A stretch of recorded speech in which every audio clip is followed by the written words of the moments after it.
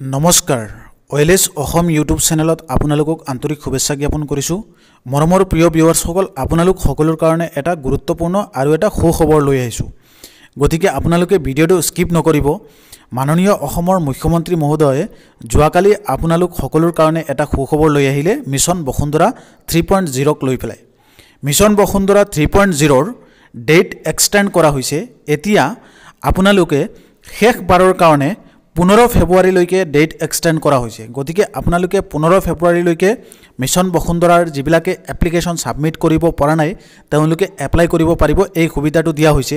আৰু বিশেষকৈ 3 প্ৰজন্মৰ কাৰণে যিবিলাকৰ কথা কোৱা হৈছিল যে কোনে কোনে 3 প্ৰজন্মৰ কাৰণে ৰিলেক্স পাব বা 3 প্ৰজন্মৰ কাগজ দেখুৱাব নালাগিব, তাৰ বিষয়ে মুখ্যমন্ত্ৰী মহোদয়ে ধুনীয়াকৈ আপোনালোক সকলোকে স্পষ্টীকৰণ দিছে কোনে কোনে 3 প্ৰজন্মৰ কাগজ দেখুৱাব নালাগে বুলি।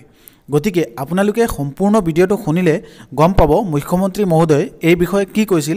যিবিলাক ৰাইজে এতিয়ালৈকে এপ্লাই কৰিব পৰা নাই, বহুতৰে এপ্লাই বাকী থাকি গ'ল বা তেওঁলোকে বিভিন্ন কাগজ পাতিৰ কাৰণে জমা দিব পৰা নাই, এই গুৰুত্বপূৰ্ণ আৰু সুখবৰটো আপোনালোক সকলোৰ কাৰণে লৈ আহিলোঁ।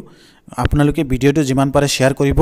আৰু বসুন্ধৰা এতিয়া যিহেতু ডেট এক্সটেণ্ড হৈছে, গতিকে আপোনালোকে কাগজ পাতিখিনি ধুনীয়াকৈ আপলোড কৰি যাতে জমা দিয়ে, সেইকাৰণে এই ভিডিঅ'টো বনাইছোঁ। যিহেতু আমাৰ ওয়েলেছ অসম ইউটিউব চেনেলত এনেধৰণৰ আপডেট আপোনালোকক দি থাকোঁ।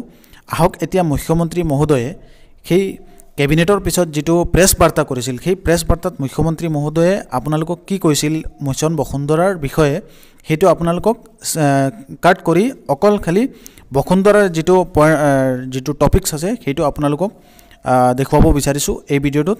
আহক মুখ্যমন্ত্ৰী মহোদয়ে লাইভত কি কৈছিল আমি শুনো। মিছন বসুন্ধৰা আবেদনৰ তাৰিখ ৰাইজৰ বিশেষ অনুৰোধত, এইবাৰ মই ডিব্ৰুগড়ত যাওঁতে বহুত ৰাইজে মোক অনুৰোধ কৰিছিলে, আমি শেষবাৰৰ বাবে 15 ফেব্ৰুৱাৰীলৈকে বৃদ্ধি কৰিছোঁ। লগতে আমি আপোনালোকে জানে যে 3টা প্ৰজন্মৰ প্ৰমাণ বসুন্ধৰাৰ কাৰণে schedule tribe, schedule caste, T tribe আৰু গোৰ্খা লোকসকলে দিব নালাগে। কিন্তু মৰাণ আৰু মটক সমাজৰ পৰাও মোৰ ওচৰত প্ৰতিনিধিত্ব আহিছিলে যে আমাকো 3টা প্ৰজন্মৰ প্ৰমাণ পত্ৰ দিয়াৰ আওতাৰ বাহিৰত ৰাখিব লাগে। আজি আমি কেবিনেটে কোচ ৰাজবংশী, মৰাণ, মটক, চুতীয়া আৰু আহোম সম্প্ৰদায় বা আহোম জনগোষ্ঠীৰ লোকসকলক মিছন বসুন্ধৰা আঁচনিৰ বাবে প্ৰয়োজনীয় 3টা প্ৰজন্মৰ আবেদনৰ পৰা তেওঁলোকক এক প্ৰকাৰ ক'ব গ'লে আমি ৰিলিজ কৰি দিছোঁ, বা আন ভাষাত ক'ব গ'লে তেওঁলোকে 3টা প্ৰজন্মৰ চাৰ্টিফিকেট দিব নালাগে। ST, SC আৰু গোৰ্খা তথা টি গাৰ্ডেনৰ লোকে যেনেকুৱা সুবিধা পাইছিল তেনেকুৱাই সুবিধা তেখেতসকলেও ল'ব পাৰিব।